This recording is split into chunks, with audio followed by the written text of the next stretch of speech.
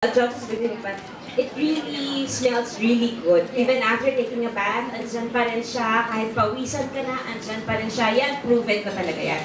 Kasi si Johan, dati nung hindi pa siya gumagamit itong product natin, pag naglalaro siya, pag hinag ko na siya, naku anak, amoy barya ka na.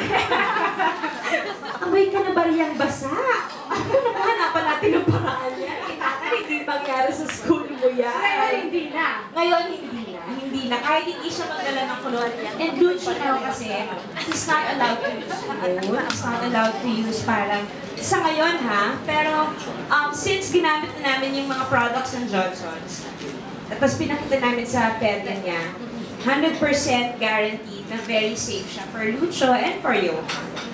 So, that's what's most important, diba? Safe sa mga bata. Yes. And yun na nga hindi mag-amoy, grade 1. Pero grade 1 na siya. Grade 1 na Hindi siya. siya magiging kamoy ng mga ibang grade 1. Wag na natin isipin yun. And how do you feel being part of the Johnson & Johnson family? I am so overwhelmed. I am so overwhelmed to be a part of Johnson's family.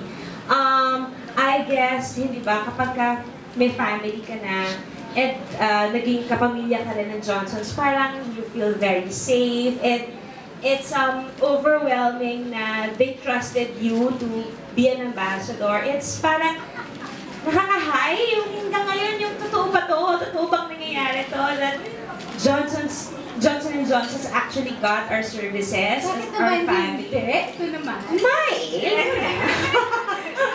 Kasi di ba, marami pwedeng kunin, marami pang mga families out there who's really pwedeng mas maging ambassador, pero yung nakakatuwa, and that we're always thankful for the blessings kasi talagang palagi namin pinag-usapan ni Ryan yan na we are really, really lucky that companies like Johnson's really get our services and trust us to promote their brand. Parang aside from the responsibility, hindi na nga yan. It's much more yung nakakataba ng puso talaga.